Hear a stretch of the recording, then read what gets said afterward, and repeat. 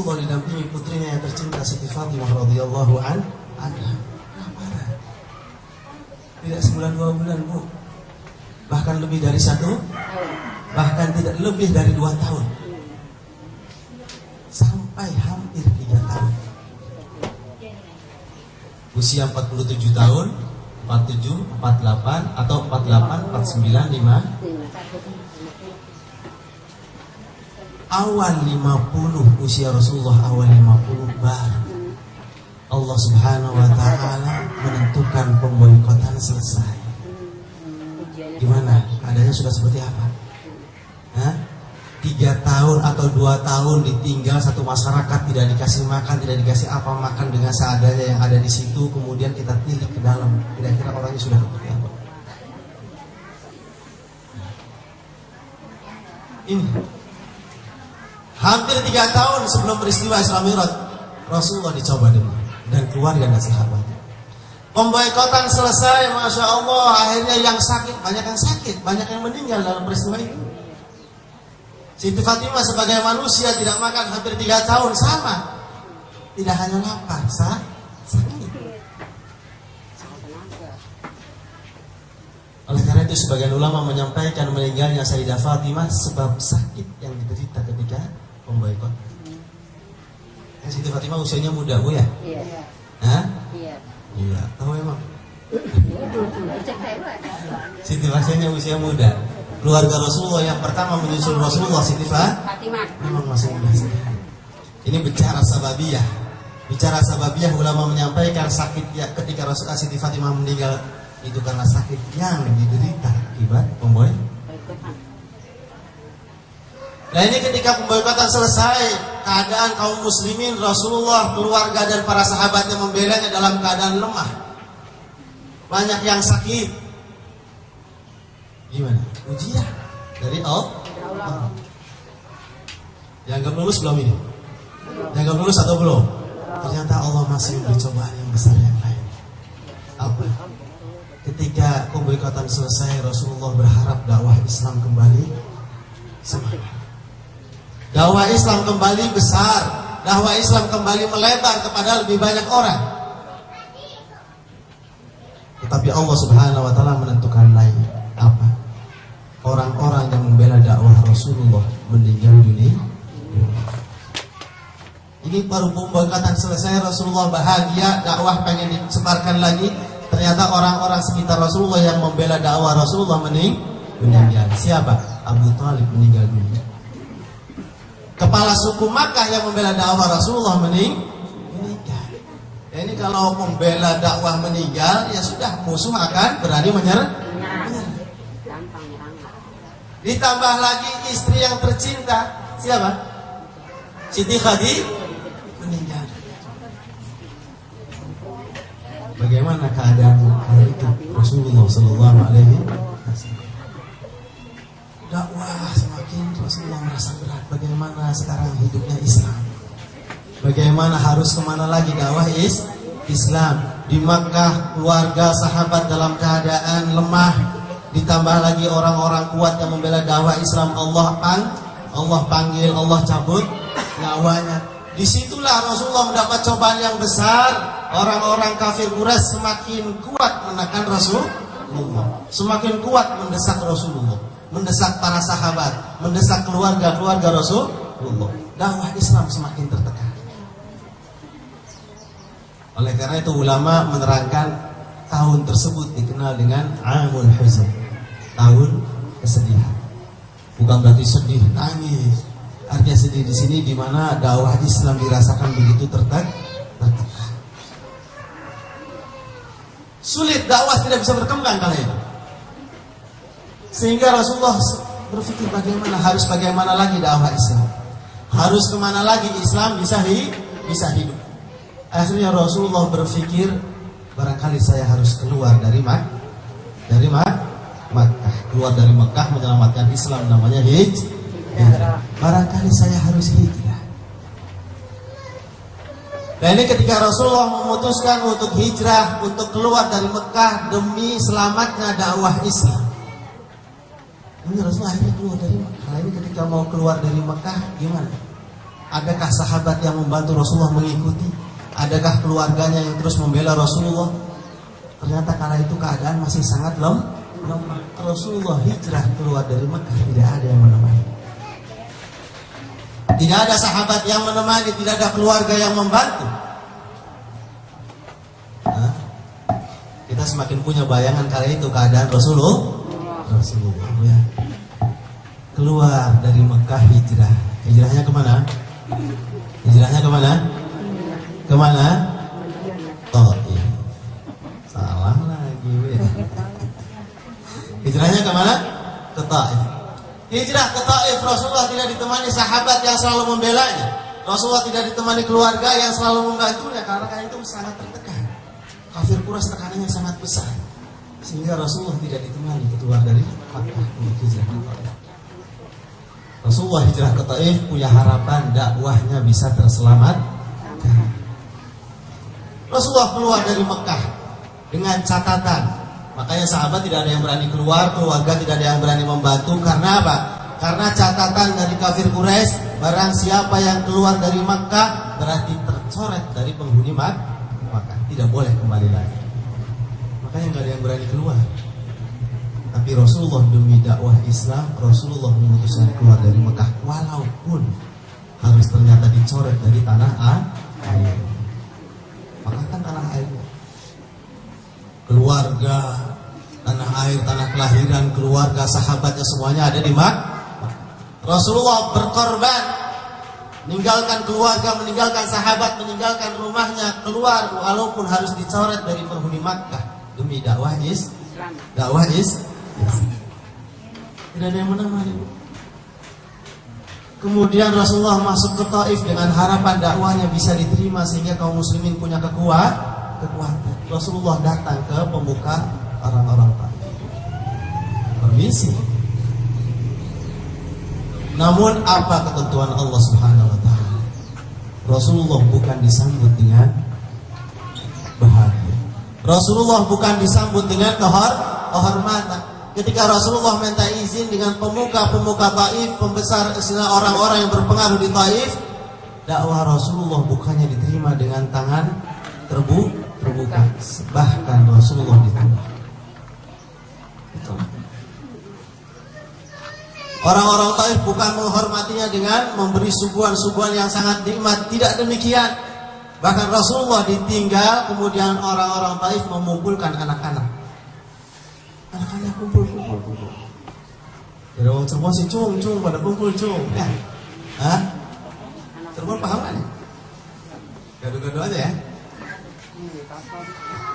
Nah ini bukan penerimaan yang besar, justru orang-orang mengumpulkan anak-anak kecil. Keluar anak kecil dikumpulkan, kumpul semua kumpul. Mau apa? Bukan dikasih permen, diberi batu satu-satu.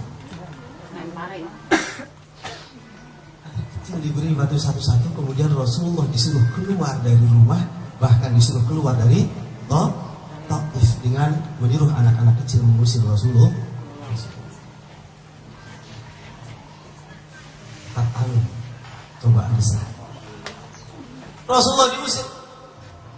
Keluar Muhammad dengan oleh anak-anak ini, anak-anak yang mengusirnya dengan apa? Rasulullah dilempari batu. Tidak ada yang menemani, cuma satu, Zaid. Nah ini Rasulullah dikutuki kena batunya sehingga Zaid ini membela Rasulullah, sehingga yang kena batunya banyak, yang terkena banyak batu Zaid terkena banyak luka sampai kepalanya banyak luka.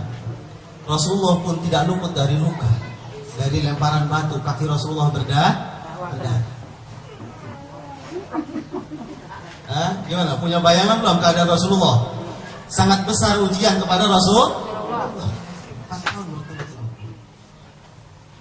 Nah ini sampai Rasulullah hampir keluar dari Taif, ini hati Rasulullah tetap tidak dendam. Allahumma sholli ala sayyidina Muhammad. Mulia hati Rasulullah, tidak dendam, tidak sakit hati. Tetapi makhluk-makhluk yang lain tidak tahan melihat Rasulullah disakiti. Bahkan malaikat-malaikat tidak tahan melihat Rasulullah. Boykot lemah sebagai manusia. Kemudian Rasulullah keadaannya juga sedih karena ditinggal orang-orang yang membela dakwah Rasulullah, ditambah lagi Rasulullah dakwah ke Taif tapi penolakan yang ada. Rasulullah lelah keluar dari Taif, Rasulullah sangat lelah. sehingga Rasulullah tidak mampu melanjutkan perjalanan. Istirahat Rasulullah di salah satu pohon.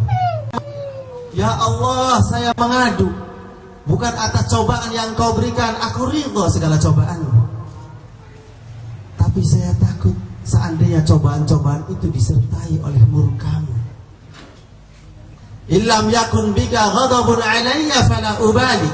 Seandainya tidak ada murka yang menyertai ujian, yakun bika ghadabun alayya fala ubali. Ya Allah, seandainya atas segala ujian ini tidak ada murka di dalamnya, tidak ada murkamu di dalamnya, tidak ada marahmu di dalamnya, sungguh aku tidak perlu. Artinya aku sangat menerima segala ujian. Masya Allah, ini sudah apa istilahnya, keadaan yang sangat apa istilahnya, capek yang dihadapi Rasulullah. Akhirnya Rasulullah tertidur, capek. Kemudian pemilik kebun merasa kasihan karena melihat seseorang yang sangat lelah, dan seseorang yang di wajahnya bukan wajah pendusta, seseorang yang terpandang dari wajahnya wajah yang sangat bercahaya, seseorang yang terpandang dari wajahnya wajah yang sangat baik. Akhirnya pemilik kebun merasa sangat kasihan dengan Rasulullah yang tertidur. Pemilik kebun pun menyuruh salah satu budaknya, wahai budakku, antarkan anggur ini kepada orang yang istirahat itu, tampaknya lelah sekali. Kalau kita sudah punya bayangan keadaan Rasulullah kala itu sangat lelah. Keluar dari Mekah aja lapar, di Taif bukannya dikasih makan malah dikasih batu. Dalam keadaan hati yang sangat berat memikirkan dakwah Islam. Kalau kita mah paling punya contoh orang nyari duit ya, udah lapar nggak punya duit kemana-mana, bukannya dikasih makan dipukulin. Otak mikirin duit kemana. Kalau Rasulullah otak mikirin dakwah Islam kalau kita mikirin ini gimana, duit tidak kemana lagi. Tapi capeknya sama ini. Jadi dikirim anggur, budak ini mengirimkan anggur untuk Rasulullah. Ketika Rasulullah bangun, anggur ditawarkan oleh seorang budak tadi. Wahai Bapak, wahai Kisana, Tuan saya melihat Anda sangat lelah sekali, oleh karena itu beliau memberi kepada Anda anggur ini, silahkan. Akhirnya Rasulullah pun mengambil, dipetiknya anggur. Kalau ada di sini saya praktekkan ya. Ya, ada di sini. Diambilnya anggur, dimakan oleh Rasulullah. Rasulullah merasa senang. Kemudian Rasulullah merasa bahagia, Rasulullah merasa kagum kepada seorang budak ini, pada seorang pemuda ini. Dari kemarin semuanya menyakitinya, dari kemarin semua menyakiti keluarganya. Baru kali ini ada orang lain yang datang dengan kebaikan hati, memberikan anggur. Setelah Rasulullah memakan anggur itu, Rasulullah merasa bahagia dengan seorang pemuda ini. Ditanyanya pemuda tadi, wahai pemuda, dari mana kamu asalnya? Oh, saya adalah seseorang dari daerah Nainua, daerah Nainua, bagus namanya ya, daerah Nainua. Rasulullah mengenali daerah itu. Oh, kalau begitu Anda dari daerah Nabi Yunus alaihissalam, dari daerah yang dulunya pernah dihuni oleh Nabi Yunus alaihissalam. Mendengar keterangan Nabi, si pemuda tadi langsung menyatakan, kalau begitu saya mengakui bahwa engkau adalah utusan Allah Subhanahu wa ta'ala. Percaya. Rasulullah mendengar si pemuda ini percaya bahwa dirinya utusan Allah. Rasulullah pun melanjutkan mengajak dia masuk Islam. Ya sudah, kalau begitu wahai pemuda, engkau percaya bahwa saya adalah utusan Allah, jadi bagaimana kalau Anda masuk Islam? Mau tidak kamu masuk Islam? Akhirnya pemuda tadi mengatakan, maaf wahai Nabi Allah, wahai utusan Allah, maafkan saya karena saya sudah punya agama. Akhirnya Rasulullah tidak memaksa, ya sudah kalau begitu. Dia menjawab, maaf karena saya sudah punya agama. Dia agamanya Nasrani. Ya sudah, Rasulullah tidak memaksa. Ya disitulah ya, orangnya baik, Rasulullah senang, tapi kalau tidak ada hidayah tidak bisa masuk kita alhamdulillah dapat hidayah. Jangankan lagi istilahnya ya ketemu juga enggak, semasa hidup juga enggak ketemu. Pernah ketemu Rasulullah? Pernah belum? Tapi alhamdulillah kita iman kepada Rasul, mendapat hidayah nikmat yang sangat besar. Ini seorang pemuda hidup ketemu Rasulullah, Rasulullah senang kepadanya, tapi hidayah belum ada, tetap tidak bisa masuk Islam. Dilanjutkan. Akhirnya Rasulullah ketika sudah istirahat, Rasulullah sudah memakan beberapa buah anggur, butir anggur. Rasulullah merasakan segar, kemudian Rasulullah melanjutkan memikirkan bagaimana sekarang dakwah Islam harus berjalan. Di Mekah disakiti, keluar dari Mekah ke Taif yang ada akhirnya penolakan. Akhirnya Rasulullah memutuskan mau tidak mau saya harus kembali ke Makkah. Sedangkan kembali tidak cuma kembali. Tadi saya sudah sampaikan, ketika Rasulullah memutuskan keluar, berarti Rasulullah memutuskan menerima untuk dicoret dari penghuni. Tetapi kala itu ketika Rasulullah memutuskan untuk harus kembali ke Mekah, berarti tidak bisa mudah karena sudah dicoret. Akhirnya Rasulullah harus berusaha lagi meminta jaminan dari penghuni Mekah untuk mau menjamin Rasulullah bisa masuk Mekah, kayak orang baru lagi. Kalau sekarang si ibu-ibu kalau mau hidup di mana harus punya izin, ya. Kalau ke Arab kemana itu harus punya izin. Istilahnya sih punya apa? Kafil kalau sekarang sih. Ya, ini barangkali yang pernah ke Arab tahu itu. Harus ada kafil, orang yang menanggung. Ini Rasulullah harus cari kafil lagi karena sudah dicoret dari penghuni Makkah. Kalau Rasulullah membawa hawa nafsu, kalau Rasulullah membawa istilahnya kehormatan diri, kehormatan sebagai manusia, gengsi, tidak mau Rasulullah masuk Makkah. Tapi demi dakwah Islam, mau tidak mau Islam harus terus. Akhirnya Rasulullah mencari kafil, orang yang mau menanggung. Dicari satu-satu, akhirnya ada satu yang mau. Rasulullah masuk kembali ke Mekah dengan jaminan satu orang. Sudah sama. Tapi dalam keadaan tekanan, sahabat dan keluarganya masih dalam tekanan, tidak bisa hidup bebas dengan Islamnya. Rasulullah berpikir bagaimana sekarang lagi dakwah harus hidup. Kemana lagi dakwah Islam harus disebarkan, harus berjalan. Bahkan bagaimana Islam bisa hidup pun Rasulullah memikirkan bagaimana sekarang. Dikala itulah pada suatu malam, wah ini baru masuk Islam lagi. 3 jam lagi Bu. Ya, artinya ini sengaja saya ceritakan karena betul-betul peristiwa Isra Mi'raj betul-betul pengangkatan derajat Rasulullah setelah melewati masa ujian sampai pada satu malam. Pada satu malam, dikala aku berada di samping Ka'bah di Hijr Ismail. Sampai di suatu malam dikala aku ada di Hijr Ismail, dikala berbaring tidur miring. Karena tidurnya orang Islam itu berbaringnya tidak terlentang, tidak tengkurap, tapi miring. Dulu tidurnya miring ya. Kayak di kuburan gitu tuh. Emang betul. Dikala aku di samping Ka'bah, disitulah pernyataan sukses, pernyataan kelulusan dari Allah Subhanahu wa taala atas Rasulullah sallallahu alaihi wasallam akan diberikan. Rasulullah akan mendapat panggilan Allah Subhanahu wa taala. Dijemput untuk diwisuda. Dijemput untuk diwisuda, dipanggil. Dijemput dengan segala bentuk kehormatan. Dijemput dengan segala bentuk keindahan. Dijemput oleh seseorang, oleh makhluk yang paling mulia, oleh makhluk yang sangat mulia, yaitu malaikat, dan malaikatnya adalah malaikat Jibril. Dijemput orang yang sangat mulia, dijemput dengan kendaraan yang sangat mulia untuk menjemput orang yang paling mulia. Malaikat Jibril datang menjemput Rasulullah, sehingga masuklah peristiwa Isra Mi'raj. Dipersiapkan Rasulullah, jasad, jasmani dan rohaninya. Kembali Rasulullah mengalami peristiwa pembelahan dada. Ya, karena Rasulullah pernah dibelah dada waktu kecil ya. Usia Rasulullah 5 tahun. Kembali terulang ketika Rasulullah peristiwa Isra Mi'raj. Rasulullah dipersiapkan hatinya untuk menemui Allah. Kembali dibelah dada Rasulullah. Kembali Rasulullah hatinya disiram dengan air Zam-Zam, dipenuhi dengan ilmu, dipenuhi dengan kehikmatan, dipenuhi dengan pengenalan diri kepada Allah Subhanahu wa taala.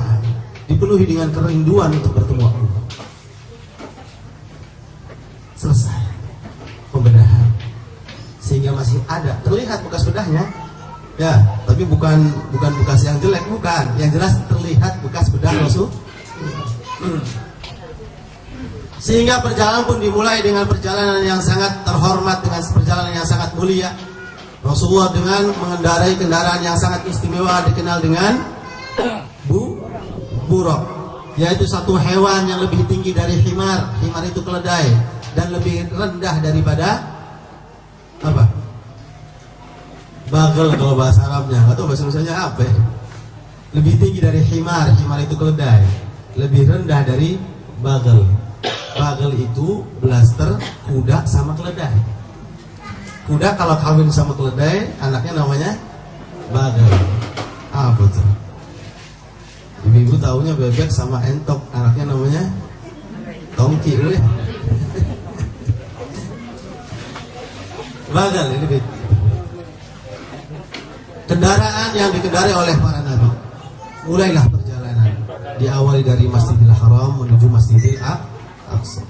Dengan perjalanan yang amat sangat cepat, melebihi kecepatan cahaya. Dengan jarak tempuh yang sangat singkat dari Masjidil Haram menuju Masjidil Aqsa.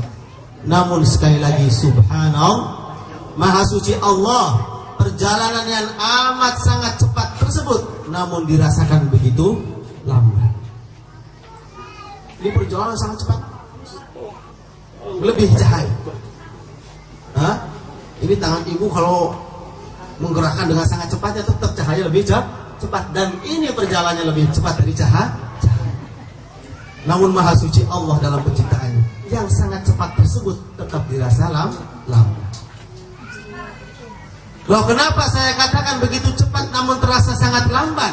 Karena dalam peristiwa Isra tersebut Rasulullah melihat kejadian demi kejadian. Nah, ini kalau terasa begitu cepat kejadian kelihatan nggak? Tidak, tapi kejadian satu demi satu semuanya terlihat secara jelas. Salah satu kejadian yang terlihat oleh Rasulullah yaitu panggilan seseorang di sisi kanan. Rasulullah ketika perjalanan dimulai dengan malaikat Jibril dan malaikat Mikail, ada seseorang yang memanggil dari sisi kanan, Muhammad, Muhammad. Panggilan seseorang laki-laki. Rasulullah tidak berhenti. Rasulullah tidak mengiyainya dan Rasulullah tidak menoleh, menunggu izin dari malaikat Jibril. Namun malaikat Jibril mengatakan, "Sir ya Nabi Allah, teruslah jalan ya Nabi Allah, jangan engkau berhenti, bahkan jangan kau menoleh dengannya." Enggak boleh ditoleh itu panggilan, suruh terus. Tidak lama kemudian ada panggilan lagi dari sisi kiri, seseorang laki-laki memanggil Rasulullah kembali, "Ya Muhammad." Kembali malaikat Jibril menegur Rasulullah, jangan sampai menoleh, teruskan perjalanan. Sir ya Nabi Allah. Sehingga salah satu kejadian pun dilihat oleh Rasulullah. Rasulullah melihat sosok wanita tua, nenek yang tampak rentak tapi bergelimang harta. Udah bungkuk, udah nggak kuat berdiri, tapi gelangnya 22. Beberapa kejadian disaksikan oleh Rasulullah. Kemudian setelah beberapa kejadian dilihat secara jelas oleh Rasulullah, Rasulullah tidak boleh berhenti, bahkan menoleh pun tidak boleh. Kemudian malaikat Jibril menerangkan satu demi satu. Wahai Nabi Allah, wahai Rasulullah, sesungguhnya panggilan yang pertama adalah panggilan Yahudi. Oleh karena itu aku perintahkan kepadamu ya Nabi Allah untuk terus berjalan, jangan lagi berhenti, menoleh pun jangan. Itu panggilan Yahudi. Niscaya kalau kamu mau berhenti dan menolehnya, niscaya umatmu semuanya akan menjadi Yahudi, tapi tidak mau menoleh. Alhamdulillah, kita semuanya nggak Yahudi tapi Muslim. Amin. Tapi umatnya gimana? Dipanggil Yahudi, noleh nggak? Noleh nggak mau? Kalau Yahudi manggil, noleh apa nggak? Kita datengin apa nggak? Yang mana? Ada tulisannya tuh panggilannya tuh. Konser siapa itu? Udah datang nggak tuh? Maghrib juga ada 2 panggilan bu. Di kala maghrib ada 2 panggilan, ada panggilan Allah, Allahu Akbar, ada panggilan Yahudi. Di mana? Di mana? Ini tuh judulnya macam-macam. Maghrib RCTI judulnya apa, Bu? Bu? Jangan pura-pura nggak tahu nih. Maghrib ada 2 panggilan. Mana panggilan yang kita berhenti untuk menoleh? Rasulullah mengajarkan jangan berhenti menoleh pun jangan. Ini hikmah Islam itu kita mempraktekkan dalam sikap hidup kita. Dalam kehidupan rumah tangga, dalam kehidupan dalam kehidupan masyarakat, aturan rumah tangga, aturan bermasyarakat, kita menoleh kepada aturan mana? Rasulullah begitu bangga kalau aturannya berbeda dengan Yahudi. Rasulullah bangga sekali. Jangankan masalah ibadah, jangankan masalah aturan hidup yang pokok, sampai masalah kehidupan yang tampaknya ringan pun Rasulullah bangga kalau beda dengan Yahudi. Banyak contohnya dalam masalah penggunaan laki-laki ini. Kalau yang putih itu segitiga, kalau ibu kan kerudung. Kalau laki-laki biasa dipakai di selendang.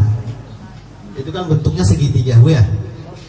Sorban, tapi sorban yang segitiga. Ya. Ada lagi sorban yang satu di sini tebal, itu namanya rida. Nah, ini kutroh. Ini dalam penggunaan sorban yang segitiga, ini biasa. Artinya yaitu mengikuti Rasulullah sunnah, tapi secara umum itu adalah pakaian. Tapi dalam cara penggunaannya, ketika diselendangkan, itu Rasulullah menyampaikan, itu Rasulullah memberikan istilahnya penyampaian aturan. Kalau seandainya memakai sorban yang segitiga tersebut, janganlah semuanya dilepas dua-duanya. Kan 3 ya sudutnya ya, yang satu ke belakang, yang kedua ke depan. Itu kalau dipakai dilepaskan 2 di depan, tolong janganlah semuanya dilepas, tapi pegang salah satu atau salah satu diselempar. Kenapa itu? Supaya beda dengan gaya Yahudi. Tuh sampai masalah yang sih. Ya kalau Yahudi ada kan pendeta-pendeta tuh, Bu. Siapa tuh? Paus apa hiu itu apa? Apa? Pakai nggak tuh selendang segitiga? Pakai nggak? Pakai, memang dari dulu pakai mereka pendeta-pendeta. Tapi bagaimana cara pemakainya? Ya demikian, dilepaskan dua-duanya. Makanya umat Islam kalau memakai silahkan, tapi usahakan berbeda dengan gaya mereka. Pegang salah satu atau yang satunya di laki-laki. Artinya salah satu contoh. Apalagi sesuatu yang sangat pokok, apalagi sesuatu yang sifatnya aturan hidup. Nah sekarang kita rasakan dari hikmah Islam, marilah kita kembali kepada aturan hidup Islam, aturan dalam rumah tangga, aturan dalam bermasyarakat. Apa yang perlu diucapkan, kata-kata yang perlu diucapkan antara orang tua dengan anak dan seterusnya. Suami istri. Nah sekarang terus terang, Bu ya. Sekarang aturan masyarakat dengan aturan rumah tangga, orang tua terhadap anak, suami istri satu sama lain. Ini sekarang cerminnya, belajarnya, banyaknya dapatnya dari mana? Dari ulama, apa dari kitab, apa dari TV? Dari ulama, apa dari kitab, apa dari TV? Mau ya? Tapi yang kita saksikan sekarang demikian ada. Bagaimana dialog yang ada antara suami istri lebih banyak kan? Padahal tayangan-tayangan yang ada itu semuanya istri dibilangin sama suaminya, "Mah, di rumah aja dong, Mah. Jangan banyak keluar." Kenapa sih? Ya barangkali saya pulang capek, Mama kan nggak capek. Ntar kalau pulang semuanya capek gimana? Berantem dong yang ada. Jadi gimana? Udah Mama di rumah, baik di rumah aja kalau nggak banyak keperluan. Apa jawab istri itu sekarang? Hah? Enak.